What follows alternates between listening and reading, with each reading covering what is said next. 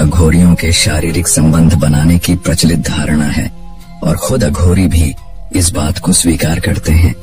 इसे वह शिव की उपासना का तरीका मानते हैं। उनकी मान्यता है कि शव के साथ शारीरिक क्रिया करते समय मन ईश्वर की भक्ति में लीन रहता है। वे शव पर भस्म लगाकर मंत्रों का उच्चारण करते हुए, ढोल बजाते हुए शारीरिक संबंध बनाते हैं। उनका मानना है कि यदि शव के साथ शारीरिक क्रिया के दौरान भी उनका मन ईश्वर की भक्ति में लगा रहा तो यह साधना का सबसे ऊंचा स्तर है। यदि किसी अघोरी का शारीरिक संबंध बनाते समय भक्ति से ध्यान भंग हो जाता है और सिर्फ शारीरिक संबंध पर ध्यान रहता है तो उस अघोरी का अघोर भंग हो जाता है। शारीरिक संबंध बनाते हैं जब उसका मासिक धर्म चल रहा हो। ऐसा करने से अघोरियों की शक्ति बढ़ती है, लेकिन यह तभी संभव है जब उस महिला की सहमति हो।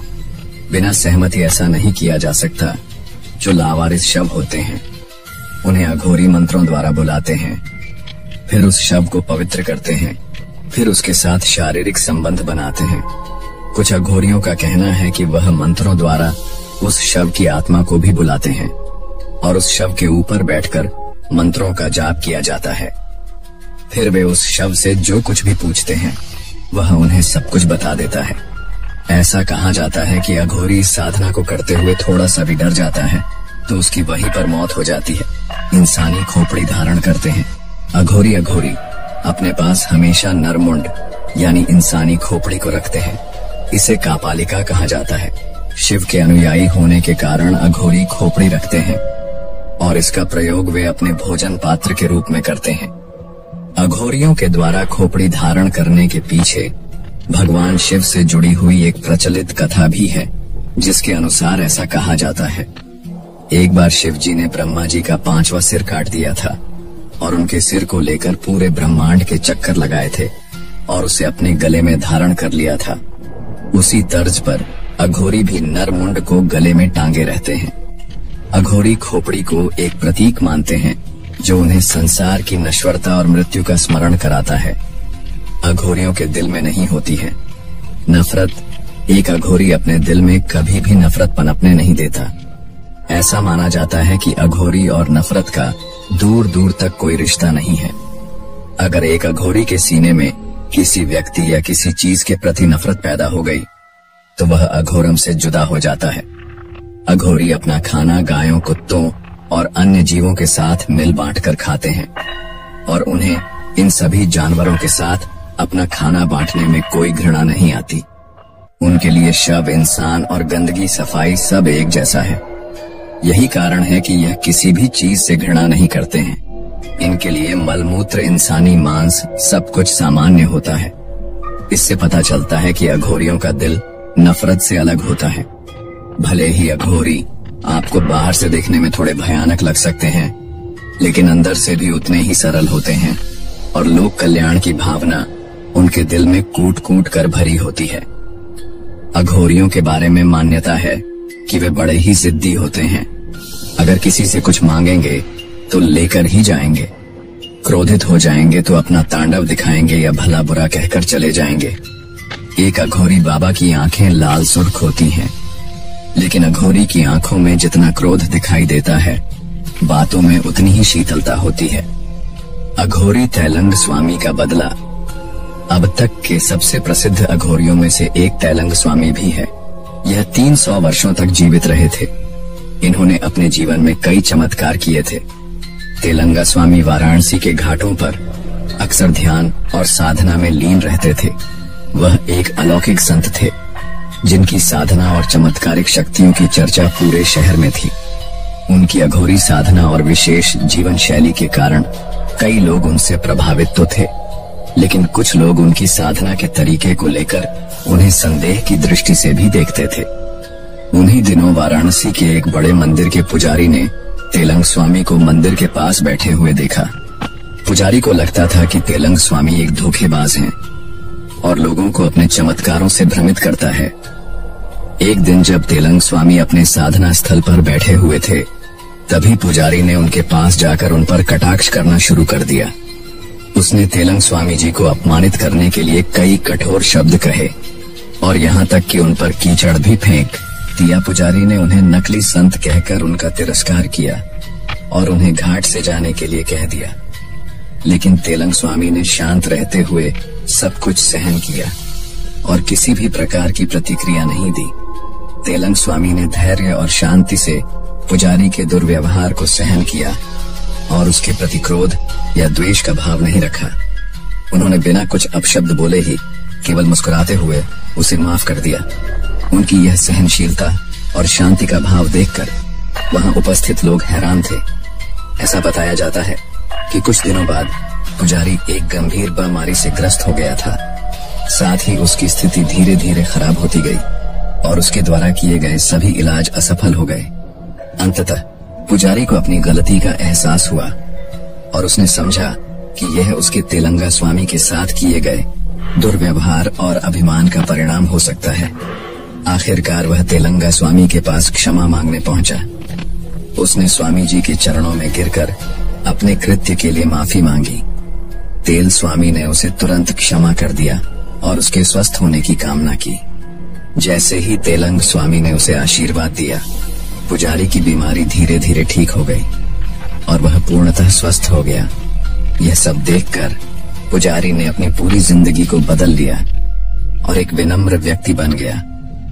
इस चैप्टर में हम जानेंगे कि हिंदू धर्म में तो शव को जला दिया जाता है, फिर यह अघोरी अपनी साधना के लिए शव कहां से लाते हैं। साथ ही जानेंगे अघोरी कैसे बनते हैं, क्या अघोरी बनना आसान है, और जानेंगे कि आखिर यह अघोरी मयूं जाने से क्यों डरते हैं। सभी बीमारियों का इलाज कर सकते हैं। अघोरी अघोरियों का दावा है कि उनके पास वर्तमान की सबसे घातक बीमारियों, यहाँ तक कि एड्स और कैंसर की दवा भी है। इन दवाओं को वे मानव तेल कहते हैं और इन्हें शव के जलने के बाद जलती हुई चिता से इकट्ठा किया जाता है। हालांकि इसका वैज्ञानिक परीक्षण नहीं किया गया है, लेकिन अघोरियों के अनुसार यह बेहद कारगर है और वे इन दवाओं से लोगों के ठीक होने का भी दावा करते हैं। हर इंसान अघोरी के रूप में जन्म लेता है। अघोरियों का मानना है कि हर कोई अघोरी के रूप में जन्म लेता है। एक नवजात शिशु अपने मल, गंदगी और खिलौनों के बीच अंतर नहीं करता है और हर चीज के साथ खेलता है और अपने माता पिता और समाज के कहने पर ही उनमें अंतर करना शुरू करता है। जैसे जैसे बच्चा बड़ा होता है और भौतिकवादी आधार पर चुनाव करता है, तभी उसमें अघोरी के गुण खत्म हो जाते हैं। वाकई में यह बात काफी हद तक सही है, क्योंकि आपने भी सुना होगा कि बच्चे दिल के सच्चे होते हैं, यानी उनके अंदर बचपन में किसी के प्रति घृणा नहीं होती और न ही सांसारिक परंपराओं का मोह होता है, और यही चीज एक अघोरी के अंदर पाई जाती है। अघोरी कैसे बनते हैं के लिए लोग मायों गाते हैं। पहले की तरह मायावी लोग तो यहाँ पर नहीं हैं, लेकिन फिर भी काफी ऐसे लोग हैं जो इस गांव में मौजूद हैं, जो तरह तरह के जादू को जानते हैं। आज भी आसपास के गांव के लोग यहाँ आने से डरते हैं। आज भी यहाँ पर चोरी होने या किसी के बीमार होने पर लोग पुलिस या डॉक्टर के पास नहीं जाते, बल्कि तांत्रिक के पास जाते हैं। यहाँ आने वाले अधिकतर लोग काले जादू की बीमारियों को दूर करने या किसी पर काला जादू करवाने के लिए आते हैं। इसलिए यह एकमात्र ऐसी जगह है जहाँ पर अघोरी जाने से डरते हैं। अघोरी 3 तरीकों से करते साधना। ऐसा कहा जाता है कि अघोरी 3 तरह की साधनाएं करते हैं: शिव साधना, शव साधना और समशण साधना। शिव साधना में अघोरी शिव के ऊपर पैर रखकर साधना करते हैं। अघोरी इस साधना को माता पार्वती द्वारा काली रूप में भगवान शिव के ऊपर पैर रखने से प्रेरित होकर करते हैं। अब बात करते हैं शव साधना की। तो यह अघोरियों के द्वारा की जाने वाली सबसे अनोखी साधना मानी जाती है, क्योंकि इसके अंदर अघोरी सबसे पहले किसी नदी में डूबा हुआ शव या फिर किसी व्यक्ति को दफनाया गया हो, उसका शव लेकर आते हैं।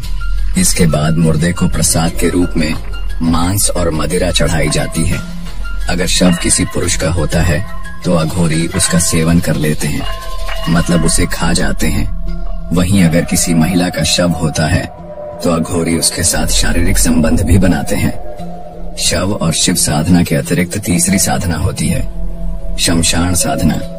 इस साधना में मुर्दे की जगह शमशान घाट से उसकी खोपड़ी या फिर हड्डियां लाई जाती हैं। सबसे पहले उसकी पूजा की जाती है, उस पर गंगा जल चढ़ाया जाता है।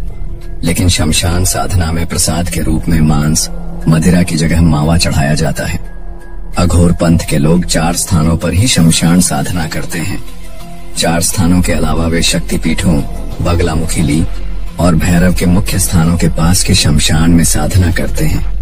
यदि आपको पता चले कि इन स्थानों को छोड़कर अन्य स्थानों पर भी अघोरी साधना करते हैं, तो यह कहना गलत होगा, क्योंकि वे अन्य शमशान में साधना नहीं करते, बल्कि यात्रा प्रवास के दौरान वे वहां विश्राम करने रुकते होंगे या फिर वे ढोंगी होंगे। अब आप लोगों के मन में एक सवाल तो जरूर आ रहा होगा कि आखिर अघोरी लोग हर दिन शव साधना के लिए शव कहां से लाते हैं। तो आपकी जानकारी के लिए बता दें, हिंदू धर्म में आज भी कुछ जगह पर किसी 5 साल से कम उम्र के बच्चे, सांप काटने से मरे हुए लोगों, आत्महत्या किए लोगों का शव जलाया नहीं जाता, बल्कि दफनाया या फिर उसे गंगा में प्रवाहित कर दिया जाता है। पानी में प्रवाहित यह शव डूबने के बाद हल्के होकर पानी में तैरने लगते हैं। अक्सर अघोरी तांत्रिक इन्हीं शवों को पानी से ढूंढ निकालते हैं और अपनी तंत्र सिद्धि के लिए प्रयोग करते हैं। इस चैप्टर में हम जानेंगे क्या हुआ जब 2020 में वैज्ञानिकों की टीम को मिला सतयुग काल का अघोरी। साथ ही जानेंगे एक सिद्ध अघोरी क्या क्या कर सकता है और इन अघोरियों के पास कौन कौन सी शक्तियां होती हैं। 2020 में मिला था सतयुग का अघोरी। दोस्तों, इस बात में तो कोई शक नहीं है कि एक अघोरी सामान्य मनुष्य की तुलना में अधिक सालों तक जीवित रहता है। लेकिन आज हम आपको एक ऐसे अघोरी के बारे में बताने जा रहे हैं जिसे 2020 में जब वैज्ञानिकों की टीम ने पकड़ा और उस अघोरी ने जो बातें उन्हें बताई, उसको सुनने के बाद शायद आपके भी पैरों तले जमीन खिसक जाएगी। दरअसल 2020 के अंदर वैज्ञानिकों ने एक ऐसे व्यक्ति को पकड़ जो दिखने में सामान्य व्यक्ति से काफी अलग लग रहा था और उसकी छवि एक अघोरी की तरह थी। वह देखने में सामान्य मनुष्यों से थोड़ा अजीबोगरीब दिख रहा था। इसीलिए सूचना मिलने पर वैज्ञानिकों ने उसे पकड़ लिया। वैज्ञानिकों की टीम ने उससे यह पूछने की कोशिश की कि वह कौन है, तो उसने कुछ भी बताने से मना कर दिया। इसके बाद वैज्ञानिकों की टीम ने अघोरी को कई नार्को के इंजेक्शन दिए। दरअसल नार्को इंजेक्शन एक की चिकित्सा प्रक्रिया में उपयोग किया जाने वाला पदार्थ होता है, जिसे आमतौर पर नार्को एनालिसिस या सच का इंजेक्शन कहा जाता है। इस प्रक्रिया में एक व्यक्ति को ऐसे रसायन या दवाएं दी जाती हैं जो उसके अवचेतन मन को सक्रिय कर देती हैं, जिससे वह जागरूक अवस्था में रहते हुए अपनी संज्ञामेय नियंत्रण क्षमता खो देता है। इसका उपयोग अक्सर आपराधिक मामलों की जांच में किया जाता है ताकि व्यक्ति से ऐसी जानकारी प्राप्त की जा सके जो वह सामान्य पूछताछ में नहीं बताता। लेकिन अघोरी पर नार्को के इंजेक्शन का कोई खास असर नहीं हुआ। फिर इसके बाद वैज्ञानिकों की टीम ने उस अघोरी को एक एक्सपर्ट के माध्यम से हिप्नोटाइज करवाया। इसके बाद अघोरी खुद को सच बोलने से रोक नहीं पाया। इसके बाद उसने जो बताया वह सुनकर वैज्ञानिकों के होश उड़ गए। दरअसल अघोरी ने बताया कि उसका नाम ओम शास्त्री है। वह अब से नहीं बल्कि सतयुग से भारत में रह रहा है। अघोरी ने बताया कि उसकी उम्र 40 साल से बढ़ ही नहीं रही है और ना ही वह मरता है। मैं रामायण और महाभारत का हिस्सा रह चुका हूँ और मैंने भगवान श्री राम और श्री कृष्ण को भी देखा है। इतना ही नहीं, अघोरी ने यह भी बताया कि वह अपने साथ चिरंजीवित है। वह अघोरी सच बोल रहा था या फिर झूठ, इसके बारे में कुछ कहा नहीं जा सकता। वैसे इस संबंध में आपके क्या विचार हैं?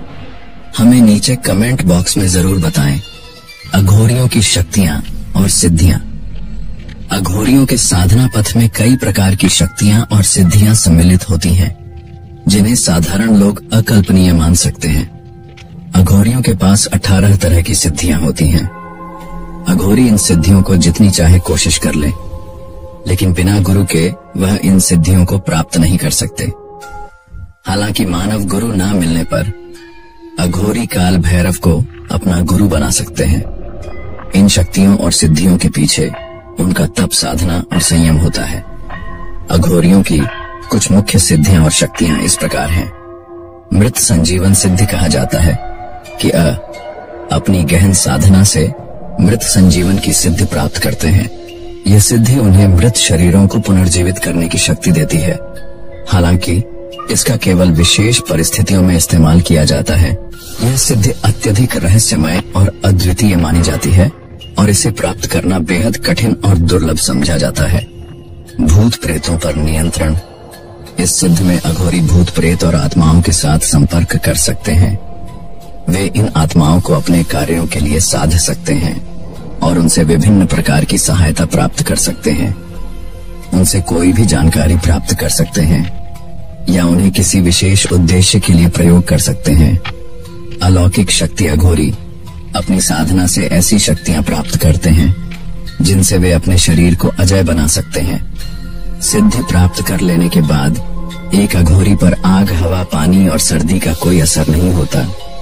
उन्हें घोर तप से ऐसी शक्ति मिलती है कि वे बिना भोजन पानी के लंबे समय तक रह सकते हैं। मन को पढ़ने की दूरदृष्टि। अघोरी अपनी साधना से दूसरों के मन को पढ़ सकते हैं और भविष्य की घटनाओं की भविष्यवाणी भी कर सकते हैं। वे ऐसे रहस्यों को देख सकते हैं जो साधारण इंसानों की पहुंच से परे होते हैं। उनकी दृष्टि और ज्ञान सामान्य मानव क्षमता से कहीं अधिक होता है। इसे तृप्त शक्ति भी कहा जाता है। सरल शब्दों में, जब कोई अघोरी यह सिद्धि प्राप्त कर लेता है तब उसकी वाणी में सामर्थ्य आ जाता है और उसकी भविष्यवाणी सच होने लगती है। यहाँ तक कि उनका श्राप और वरदान भी फलित होने लगता है। जड़ी बूटी और औषधि का ज्ञान। अघोरी अपने आसपास की वनस्पतियों और जड़ी बूटियों का गहन ज्ञान रखते हैं। वे उनके द्वारा चमत्कारी औषधियां तैयार कर सकते हैं जो असाध्य रोगों को ठीक कर सकती हैं। इस ज्ञान को वे पीढ़ी दर पीढ़ी अपने शिष्यों को हस्तांतरित करते हैं। श्रवण शक्ति। अघोरी अपनी साधना के दौरान ध्यान और मानसिक एकाग्रता पर जोर देते हैं। गहन ध्यान के माध्यम से वे अपने चित्त और इंद्रियों को नियंत्रित करते हैं, जिससे वे सूक्ष्म से सूक्ष्म ध्वनियों को सुनने में सक्षम हो जाते हैं।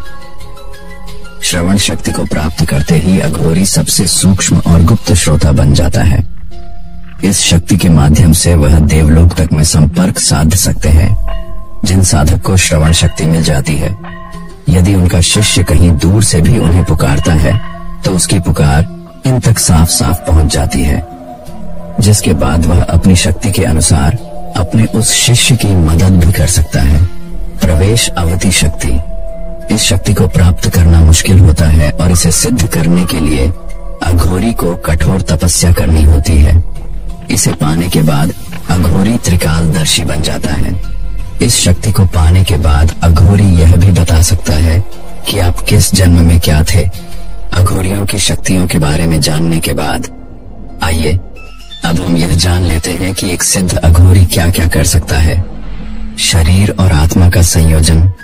अघोरी अपने शरीर और आत्मा का ऐसा संयोजन कर सकते हैं जिससे वे अपनी आत्मा को शरीर से अलग कर अनंत संसार की यात्रा कर सकते हैं। इसे आत्म संयोग कहा जाता है और यह उच्चतम साधना का प्रतीक है। जीवन और मृत्यु के बीच संतुलन। अघोरी जीवन और मृत्यु को दो विपरीत ध्रुवों के रूप में नहीं बल्कि एक चक्र के रूप में देखते हैं। अघोरियों का यह मानना होता है कि मृत्यु के बाद भी जीवन का एक नया प्रारंभ होता है। उनके लिए शमशान एक ऐसा स्थान है जहां यह चक्र चलता है और वहां साधना करने से वे इस चक्र को समझ सकते हैं। तंत्र मंत्र की सिद्धि। अघोरी तंत्र मंत्र में दक्ष होते हैं। वे काली, भैरव और शिव जैसे देवताओं की आराधना करते हैं और उनसे शक्तियां प्राप्त करते हैं। उनका मंत्रोच्चार वातावरण को रहस्यमय बना देता है और ऐसा कहा जाता है कि उनके द्वारा किए गए अनुष्ठान अचूक होते हैं। आइए इतना सब जान लेने के बाद अघोरियों की सिद्धियों के प्रकार के बारे में भी जान ही लेते हैं। अघोरियों की सिद्धियां साधारण से लेकर अति विशिष्ट तक होती हैं।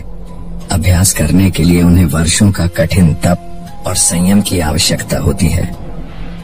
नंबर 1, काम्य सिद्धियां। यह वे सिद्धियां होती हैं जिनसे वे अपनी इच्छाओं को पूरा कर सकते हैं। उदाहरण के लिए अघोरी अपनी शक्ति से किसी को भी आकर्षित कर सकते हैं। या अपने विचार दूसरों के मन में प्रवाहित कर सकते हैं। नंबर 2, अष्ट सिद्धियां। यह योग शास्त्र में वर्णित 8 प्रमुख सिद्धियां होती हैं, जैसे अणिमा सूक्ष्म रूप धारण करना, महिमा विशाल रूप धारण करना, गरिमा भारी रूप धारण करना और लघिमा हल्का रूप धारण करना। इन सिद्धियों को पाने से अघोरी अपने शरीर और रूप को अपनी इच्छा से बदल सकते हैं। नंबर 3, मृत संजीवन विद्या। अघोरी ऐसी साधना भी करते हैं जिसमें वे मृत शरीरों में जीवन डालने की शक्ति प्राप्त करते हैं। यह विद्या बेहद रहस्यमय और खतरनाक मानी जाती है और इसे केवल उच्चतम साधकों द्वारा ही किया जाता है। तो दोस्तों, यह थे अघोरियों से जुड़े हुए कुछ इंटरेस्टिंग फैक्ट्स और कहानियां जिनके बारे में हमने आज की इस वीडियो में बात की। उम्मीद करते हैं आप लोगों को हमारी आज की यह वीडियो बेहद पसंद आई होगी। अगर आप इसी तरह की इंटरेस्टिंग वीडियो का आनंद उठाना चाहते हैं तो वीडियो को लाइक और इतिहास का सफर चैनल को सब्सक्राइब करना ना भूलें। अंत तक हमारे साथ बने रहने के लिए धन्यवाद। दोस्तों, इस दुनिया में कई रहस्य छिपे हैं, लेकिन कुछ रहस्य ऐसे हैं जिन्हें जानने की हिम्मत केवल चंद लोग ही कर सकते हैं। क्या आपने कभी सोचा है कि वह लोग कौन हैं जो रात के अंधेरे में शमशान की खामोशी में डूबे होते हैं, जिनकी साधना का रास्ता डर और रहस्य से भरा है, पर फिर भी वह उस पथ पर चलना नहीं छोड़ते। हम बात कर रहे हैं अघोरियों की। अघोरी, यह शब्द सुनते ही एक डरावनी छवि आंखों के सामने आती है, लेकिन क्या आपने कभी सोचा है कि यह अघोरी वास्तव में कौन है? क्या यह सच में तंत्र मंत्र के साधक हैं या फिर इन्हें अपने अंधेरे रहस्यों को छिपाने का हुनर आता है? अघोरियों का नाम सुनते ही हमारे मन में जिज्ञासा और डर दोनों पैदा हो जाते हैं। यह अपने अनोखे रहन सहन और खान पान के लिए जाने जाते हैं, लेकिन क्या आप जानते हैं कि इसके पीछे की सच्चाई क्या है? कहा जाता है कि अघोरी शवों के पास रहकर ध्यान करते हैं, लेकिन क्या इनके अंदर सच में मृत्यु का सामना करने का साहस है, या फिर यह केवल एक मन गण तसला शवों के साथ संभोग कर अपनी कौन सी साधना को सिद्ध करते हैं? हिंदू धर्म में तो शवों को जला दिया जाता है, फिर यह अघोरी शवों को कहां से लेकर आते हैं? अघोरियों के लिए शव के अलावा जिंदा महिला के साथ संभोग करने के लिए उस महिला का मासिक धर्म में होना क्यों जरूरी है? आखिर मइयों जाने से क्यों डरते हैं? यह अघोरी, आखिर एक सिद्ध अघोरी के पास कौन कौन सी शक्तियां होती हैं और वे क्या क्या कर सकते हैं? अघोरियों की तिलिस्मी दुनिया पर आधारित इस डॉक्यूमेंट्री में आपको अघोरियों के जीवन की हर एक छोटी से छोटी और बड़ी से बड़ी जानकारी जानने को मिलेगी। आपसे एक निवेदन है कि इस वीडियो को में छोड़कर ना जाए, वरना आप अघोरियों की क्रियाओं को देखकर उनको गलत समझ सकते हैं। इस वीडियो में हम आसपास घूमने वाले नकली अघोरियों के बारे में नहीं, बल्कि जो वास्तविक अघोरी होते हैं उनके बारे में बताने जा रहे हैं, क्योंकि आसपास आपको काफी सारे नकली अघोरी देखने को मिल जाएंगे जो आपको लूटने की कोशिश करेंगे, लेकिन जो वास्तविक में अघोरी होते हैं वह ऐसे नहीं होते। वास्तविक अघोरियों की सच्चाई को जानकर आप उन्हें सम्मान की दृष्टि से देखेंगे। अघोरियों के बारे में इस वीडियो में हम आपको ऐसी ऐसी बातें बताने वाले हैं जिनके बारे में आपने कभी कल्पना भी नहीं की होगी। तो दोस्तों, चलिए आज आपको अघोरियों की रहस्यमयी दुनिया में लेकर चलते हैं। एक ऐसी दुनिया जहां भूत प्रेत, आत्मा, मृत्यु और मोक्ष के बारे में सच्चाई को समझने की कोशिश की जाती है। इस वीडियो में आपको न केवल अघोरियों से जुड़े रहस्यों के बारे में जानने को मिलेगा, बल्कि हम आपको बताएंगे कि क्या वाकई में अघोरी अमर होते हैं और क्या हुआ जब साल 2020 में वैज्ञानिकों के हाथ लगा सतयुग काल का अघोरी, और इसके बाद अघोरी ने अपने बारे में जो बातें बताई उसको सुनकर सभी वैज्ञानिकों के होश क्यों उड़ गए थे। तो दोस्तों, अपनी कमर की पेटी बांध लीजिए और वीडियो को बिना स्किप किए अंत तक पूरा देखना, क्योंकि इस वीडियो में आपको अघोरियों की लाइफस्टाइल से लेकर उनके जीवन के कुछ ऐसे इंटरेस्टिंग पहलुओं के बारे में जानने को मिलेगा जो आपको एक पल के लिए डरा सकता है, आपके रोंगटे खड़े कर सकता है। तो चलिए अब बिना किसी देरी के करते हैं वीडियो की शुरुआत। दोस्तों, सबसे पहले तो यह समझना जरूरी है कि यह अघोरी आखिर कौन होते हैं। अघोरी शब्द का अर्थ है जो किसी भी चीज को अघोर यानी कि घृणा की दृष्टि से ना देखता हो। अघोरी बनने की सबसे पहली परीक्षा यही होती है। एक अघोरी के लिए पशु पक्षी, जिंदा या मरा इंसान, अच्छा बुरा, मलम पुत्र, सब कुछ एक समान होता है। वह किसी चीज को कभी घृणा की दृष्टि से नहीं देखते। अघोरी साधु वो होते हैं जो जीवन और मृत्यु दोनों को एक समान मानते हैं। उनके लिए सब कुछ बराबर है, चाहे वह अच्छा हो या बुरा। वह हर चीज में भगवान शिव का अंश मानते हैं। भगवान शिव को ही अघोरियों का आदि गुरु माना जाता है और उनका हर कार्य, हर साधना शिव को समर्पित होती है। कहते हैं कि प्राचीन काल में जब संसार में असुरों, मनुष्यों और देवताओं के बीच द्वेष, भय और अज्ञानता का साम्राज्य था, तब देवताओं और ऋषियों ने भगवान शिव से निवेदन किया कि वे मनुष्यों को एक ऐसा मार्ग दिखाएं जो उन्हें मोक्ष की ओर ले जाए। भगवान शिव ने उनकी प्रार्थना सुनी और सभी जीवों के कल्याण हेतु धरती पर अघोर मार्ग का उद्घाटन किया। अघोर पंथ में शमशान साधना का विशेष महत्व है। अघोरी जानना चाहता है कि मौत क्या होती है और वैराग्य क्या होता है। आत्मा मरने के बाद कहाँ चली जाती है? क्या आत्मा से बात की जा सकती है? ऐसे ढेर सारे प्रश्न हैं जिसके कारण अघोरी स्मशान में वास करना पसंद करते हैं और अपनी साधना से इन सभी प्रश्नों का जवाब ढूंढ लेते हैं। मान्यता है कि स्मशान में साधना करना शीघ्र ही फलदायक होता है। खैर, हमने यह तो जान लिया कि महादेव ने ही अघोर पंथ की स्थापना की थी, लेकिन अब हम जानेंगे कि वर्तमान में ऐसा कौन सा व्यक्ति है जिसको हर अघोरी अपनी उत्पत्ति का कारण और उसे अपना गुरु मानता है।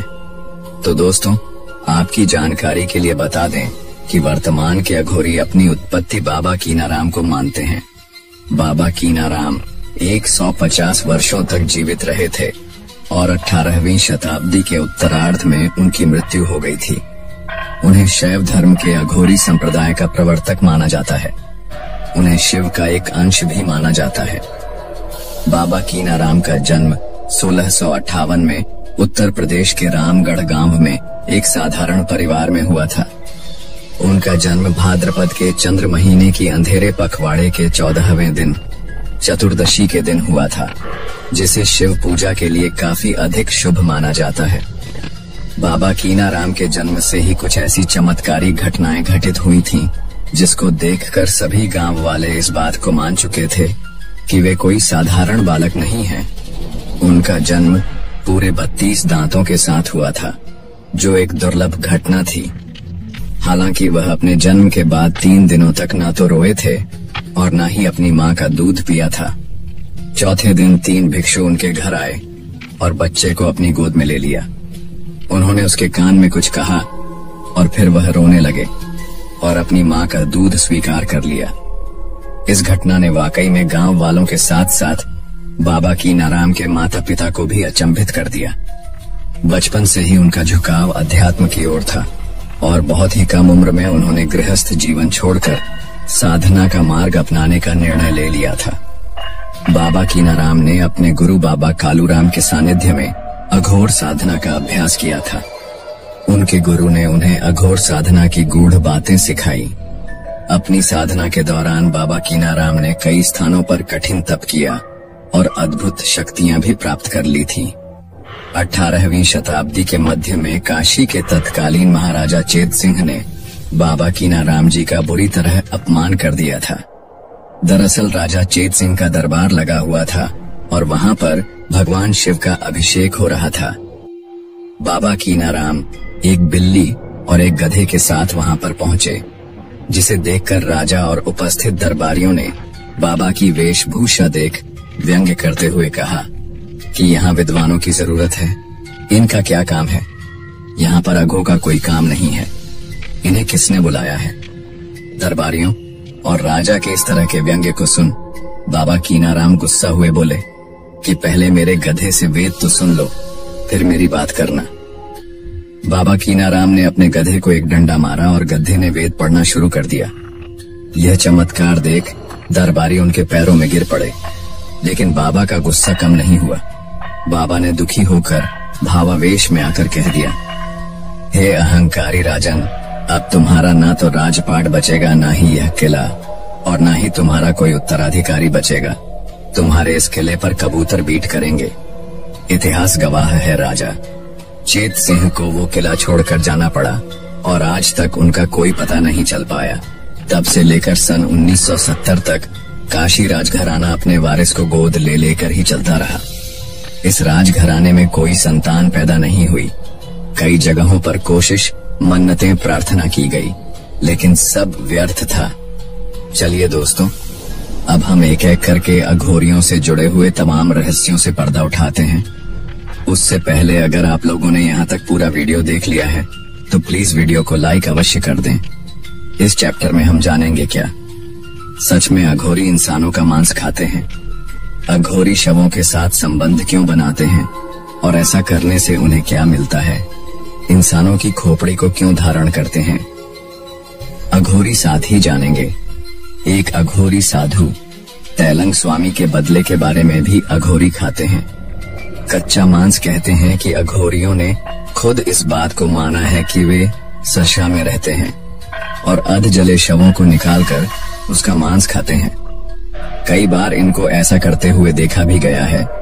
यह बात आम जनमानस को अचंभित कर सकती है, लेकिन ऐसा करने के पीछे का कारण यह माना जाता है कि ऐसा करना अघोरियों की तंत्र क्रिया की शक्ति को प्रबल बनाता है। जहां एक तरफ सामान्य लोग इंसान का मांस खाने को अपवित्र मानते हैं, वही अघोरी इसे सामान्य और सहज मानकर अपनाते हैं ताकि किसी भी प्रकार का मोह उनकी साधना में बाधा न बन सके। अपने इंसानी शरीर के मोह को दूर करने के लिए ही अघोरी ऐसा करते हैं। उन्हें मृत्यु का किसी भी प्रकार का भय नहीं होता। अघोरी एक पैर पर खड़े होकर शिव जी की साधना करते हैं और शमशान में बैठकर मंत्रों द्वारा हवन भी करते हैं। आप में से बहुत से लोग ऐसा सोच रहे होंगे कि ये अघोरी कितने खराब होते हैं जो मुर्दों तक का मांस खा जाते हैं। जानकारी के लिए बता दें, दरअसल बात यह है कि एक अघोरी हर उस चीज को गले लगाता है जिसे सामान्य मानव घृणा की दृष्टि से देखता है।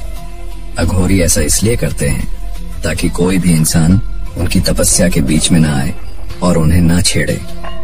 सरल शब्दों में कहे तो इंसानों से दूरी बनाने के लिए वे ऐसा करते हैं। शरीर पर भस्म और लंबी जटाओं से जुड़ा रहस्य। दोस्तों, आपने देखा होगा कि अघोरी अपने पूरे शरीर पर जले हुए शरीर की राख लपेटे रहते हैं। यह राख विशेष रूप से स्मशान भूमि से प्राप्त की जाती है और इसे शरीर पर लगाना अघोरियों के जीवन का अभिन्न हिस्सा होता है। अघोरी साधक भस्म के माध्यम से यह संदेश देना चाहते हैं कि वे मृत्यु से नहीं डरते और उनका ध्यान केवल परम सत्य पर केंद्रित है। वही अघोरी साधकों की लंबी जटाओं का भी गहरा आध्यात्म और सांस्कृतिक महत्व है। यह एक तरह से अघोरी जीवन की पहचान बन गए हैं। अघोरी साधक अपने बालों को कभी नहीं काटते। इनके लंबे बाल तपस्वी जीवन और साधना के प्रति इनकी प्रतिबद्धता का प्रतीक है। यह भी दर्शाता है कि अघोरी साधक संयम के मार्ग पर चल रहे हैं और उन्होंने भौतिक सुखों और साधनों से खुद को दूर कर लिया है। उनका इस भौतिक दुनिया से कोई लेना देना नहीं है। सच्चे अघो कभी भी किसी से पैसे नहीं मांगते और न ही वे ज्यादा भौतिक दुनिया में दिखाई देते हैं, क्योंकि उनका भौतिक दुनिया से कोई लेना देना नहीं होता। शव के साथ बनाते हैं शारीरिक संबंध। शव के साथ अघोरियों के शारीरिक संबंध बनाने की प्रचलित धारणा है और खुद अघोरी भी इस बात को स्वीकार करते हैं। इसे वह शिव की उपासना का तरीका मानते हैं। उनकी मान्यता है कि शव के साथ शारीरिक क्रिया करते समय मन ईश्वर की भक्ति में लीन रहता है। वे शव पर भस्म लगाकर मंत्रों का उच्चारण करते हुए, ढोल बजाते हुए शारीरिक संबंध बनाते हैं। उनका मानना है कि यदि शव के साथ शारीरिक क्रिया के दौरान भी उनका मन ईश्वर की भक्ति में लगा रहा तो यह साधना का सबसे ऊंचा स्तर है। यदि किसी अघोरी का शारीरिक संबंध बनाते समय भक्ति से ध्यान भंग हो जाता है और सिर्फ शारीरिक संबंध पर ध्यान रहता है तो उस अघोरी का अघोर भंग हो जाता है। शारीरिक संबंध बनाते हैं जब उसका मासिक धर्म चल रहा हो। ऐसा करने से अघोरियों की शक्ति बढ़ती है, लेकिन यह तभी संभव है जब उस महिला की सहमति हो। बिना सहमति ऐसा नहीं किया जा सकता।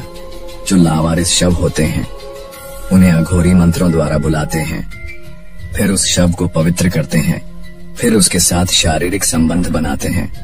कुछ अघोरियों का कहना है कि वह मंत्रों द्वारा उस शव की आत्मा को भी बुलाते हैं और उस शव के ऊपर बैठकर मंत्रों का जाप किया जाता है। फिर वे उस शव से जो कुछ भी पूछते हैं वह उन्हें सब कुछ बता देता है। ऐसा कहा जाता है कि अघोरी इस साधना को करते हुए थोड़ा सा भी डर जाता है तो उसकी वहीं पर मौत हो जाती है। इंसानी खोपड़ी धारण करते हैं। अघोरी अपने पास हमेशा नरमुंड यानी इंसानी खोपड़ी को रखते हैं। इसे कापालिका कहा जाता है। शिव के अनुयायी होने के कारण अघोरी खोपड़ी रखते हैं और इसका प्रयोग वे अपने भोजन पात्र के रूप में करते हैं। अघोरियों के द्वारा खोपड़ी धारण करने के पीछे भगवान शिव से जुड़ी हुई एक प्रचलित कथा भी है, जिसके अनुसार ऐसा कहा जाता है। एक बार शिव जी ने ब्रह्मा जी का 5वां सिर काट दिया था और उनके सिर को लेकर पूरे ब्रह्मांड के चक्कर लगाए थे और उसे अपने गले में धारण कर लिया था। उसी तर्ज पर अघोरी भी नरमुंड को गले में टांगे रहते हैं। अघोरी खोपड़ी को एक प्रतीक मानते हैं जो उन्हें संसार की नश्वरता और मृत्यु का स्मरण कराता है। अघोरियों के दिल में नहीं होती है नफरत। एक अघोरी अपने दिल में कभी भी नफरत पनपने नहीं देता। ऐसा माना जाता है कि अघोरी और नफरत का दूर दूर तक कोई रिश्ता नहीं है। अगर एक अघोरी के सीने में किसी व्यक्ति या किसी चीज के प्रति नफरत पैदा हो गई तो वह अघोरम से जुदा हो जाता है। अघोरी अपना खाना गायों, कुत्तों और अन्य जीवों के साथ मिल बांट कर खाते हैं और उन्हें इन सभी जानवरों के साथ अपना खाना बांटने में कोई घृणा नहीं आती। उनके लिए शव, इंसान और गंदगी, सफाई सब एक जैसा है। यही कारण है कि यह किसी भी चीज से घृणा नहीं करते हैं। इनके लिए मलमूत्र, इंसानी मांस सब कुछ सामान्य होता है। इससे पता चलता है कि अघोरियों का दिल नफरत से अलग होता है। भले ही अघोरी आपको बाहर से देखने में थोड़े भयानक लग सकते हैं, लेकिन अंदर से भी उतने ही सरल होते हैं और लोक कल्याण की भावना उनके दिल में कूट कूट कर भरी होती है। अघोरियों के बारे में मान्यता है कि वे बड़े ही जिद्दी होते हैं। अगर किसी से कुछ मांगेंगे तो लेकर ही जाएंगे। क्रोधित हो जाएंगे तो अपना तांडव दिखाएंगे या भला बुरा कहकर चले जाएंगे। एक अघोरी बाबा की आंखें लाल सुर्ख होती हैं, लेकिन अघोरी की आंखों में जितना क्रोध दिखाई देता है, बातों में उतनी ही शीतलता होती है। अघोरी तैलंग स्वामी का बदला। अब तक के सबसे प्रसिद्ध अघोरियों में से एक तैलंग स्वामी भी है। यह 300 वर्षों तक जीवित रहे थे। इन्होंने अपने जीवन में कई चमत्कार किए थे। तेलंगा स्वामी वाराणसी के घाटों पर अक्सर ध्यान और साधना में लीन रहते थे। वह एक अलौकिक संत थे जिनकी साधना और चमत्कारिक शक्तियों की चर्चा पूरे शहर में थी।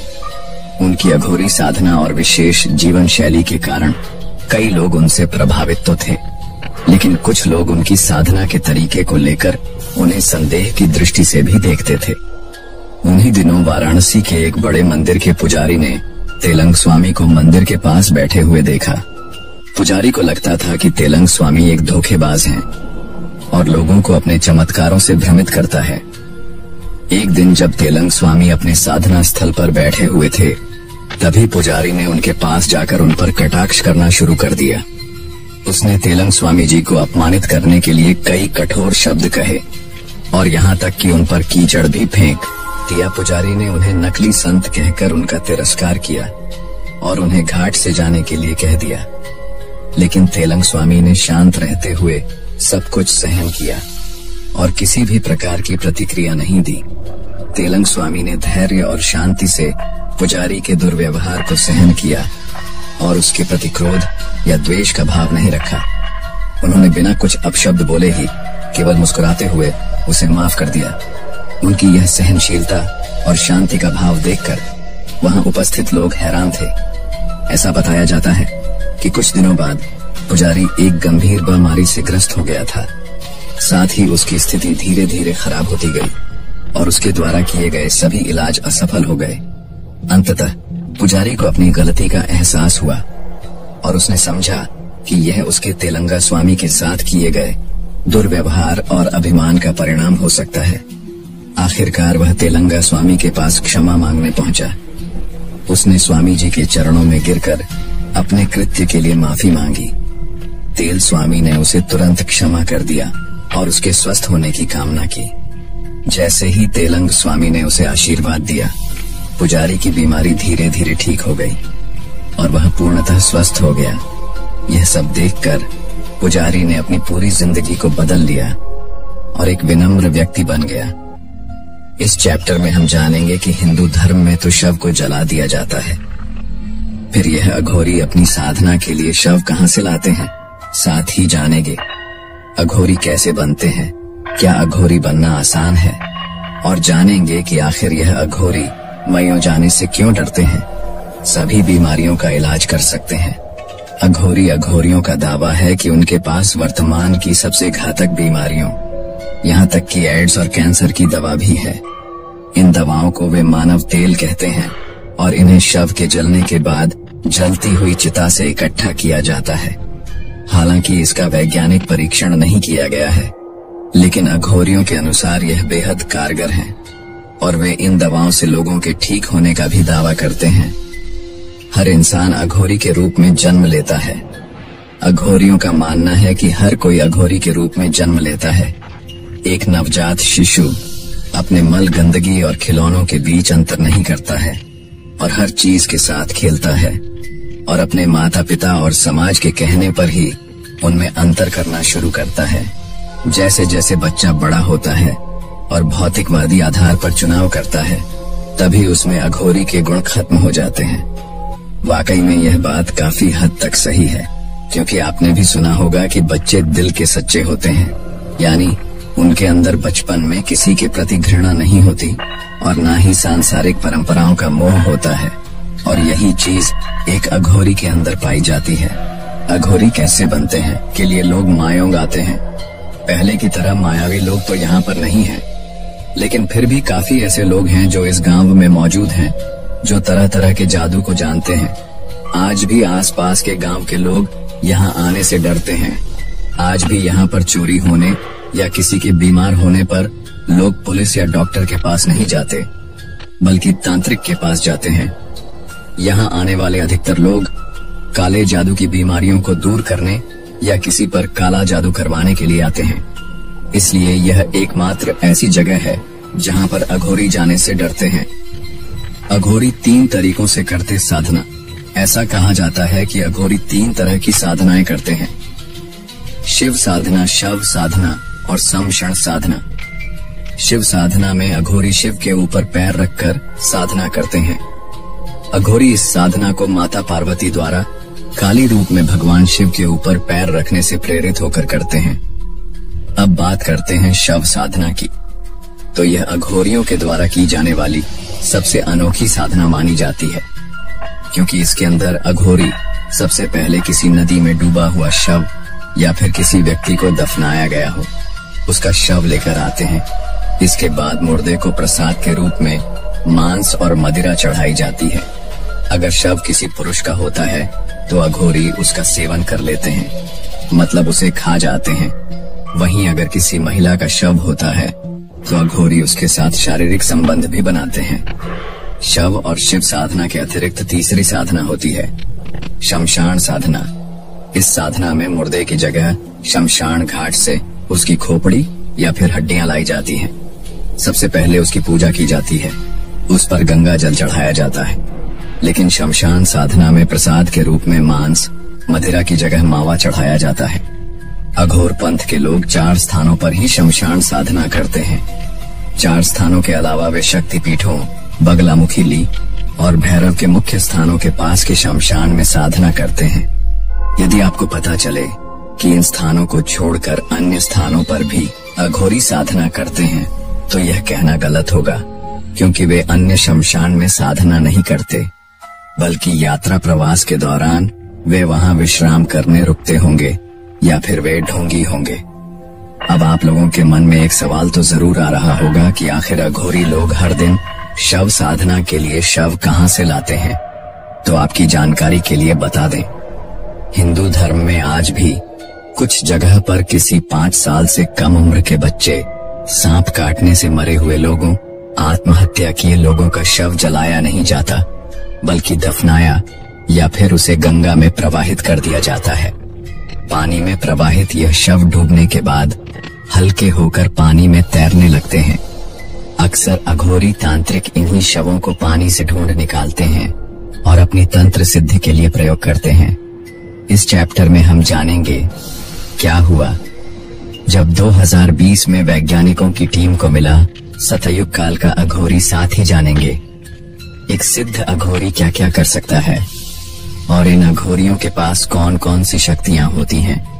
2020 में मिला था सतयुग का अघोरी। दोस्तों, इस बात में तो कोई शक नहीं है कि एक अघोरी सामान्य मनुष्य की तुलना में अधिक सालों तक जीवित रहता है।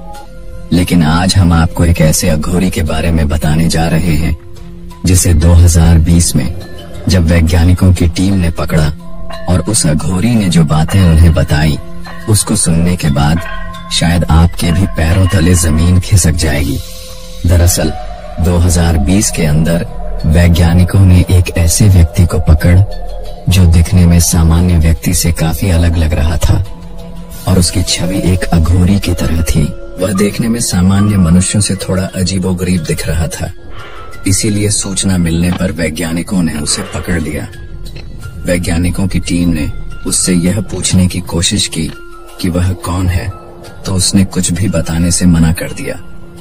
इसके बाद वैज्ञानिकों की टीम ने अघोरी को कई नार्को के इंजेक्शन दिए। दरअसल नार्को इंजेक्शन एक की चिकित्सा प्रक्रिया में उपयोग किया जाने वाला पदार्थ होता है जिसे आमतौर पर नार्को एनालिसिस या सच का इंजेक्शन कहा जाता है। इस प्रक्रिया में एक व्यक्ति को ऐसे रसायन या दवाएं दी जाती हैं जो उसके अवचेतन मन को सक्रिय कर देती हैं, जिससे वह जागरूक अवस्था में रहते हुए अपनी संज्ञानात्मक नियंत्रण क्षमता खो देता है। इसका उपयोग अक्सर आपराधिक मामलों की जांच में किया जाता है ताकि व्यक्ति से ऐसी जानकारी प्राप्त की जा सके जो वह सामान्य पूछताछ में नहीं बताता। लेकिन अघोरी पर नार्को के इंजेक्शन का कोई खास असर नहीं हुआ। फिर इसके बाद वैज्ञानिकों की टीम ने उस अघोरी को एक एक्सपर्ट के माध्यम से हिप्नोटाइज करवाया। इसके बाद अघोरी खुद को सच बोलने से रोक नहीं पाया। इसके बाद उसने जो बताया वह सुनकर वैज्ञानिकों के होश उड़ गए। दरअसल अघोरी ने बताया कि उसका नाम ओम शास्त्री है। वह अब से नहीं बल्कि सतयुग से भारत में रह रहा है। अघोरी ने बताया कि उसकी उम्र 40 साल से बढ़ ही नहीं रही है और ना ही वह मरता है। मैं रामायण और महाभारत का हिस्सा रह चुका हूँ और मैंने भगवान श्री राम और श्री कृष्ण को भी देखा है। इतना ही नहीं, अघोरी ने यह भी बताया कि वह अपने साथ चिरंजीवित है। वह अघोरी सच बोल रहा था या फिर झूठ, इसके बारे में कुछ कहा नहीं जा सकता। वैसे इस संबंध में आपके क्या विचार हैं? हमें नीचे कमेंट बॉक्स में जरूर बताएं। अघोरियों की शक्तियां और सिद्धियां। अघोरियों के साधना पथ में कई प्रकार की शक्तियां और सिद्धियां सम्मिलित होती हैं, जिन्हें साधारण लोग अकल्पनीय मान सकते हैं। अघोरियों के पास 18 तरह की सिद्धियां होती हैं। अघोरी इन सिद्धियों को जितनी चाहे कोशिश कर ले, लेकिन बिना गुरु के वह इन सिद्धियों को प्राप्त नहीं कर सकते। हालांकि मानव गुरु ना मिलने पर अघोरी काल भैरव को अपना गुरु बना सकते हैं। इन शक्तियों और सिद्धियों के पीछे उनका तप, साधना और संयम होता है। अघोरियों की कुछ मुख्य सिद्धियां और शक्तियां इस प्रकार हैं। मृत संजीवन सिद्धि कहा जाता है कि अपनी गहन साधना से मृत संजीवन की सिद्धि प्राप्त करते हैं। यह सिद्धि उन्हें मृत शरीरों को पुनर्जीवित करने की शक्ति देती है। हालांकि इसका केवल विशेष परिस्थितियों में इस्तेमाल किया जाता है। यह सिद्धि अत्यधिक रहस्यमय और अद्वितीय मानी जाती है और इसे प्राप्त करना बेहद कठिन और दुर्लभ समझा जाता है। भूत प्रेतों पर नियंत्रण। इस सिद्धि में अघोरी भूत प्रेत और आत्माओं के साथ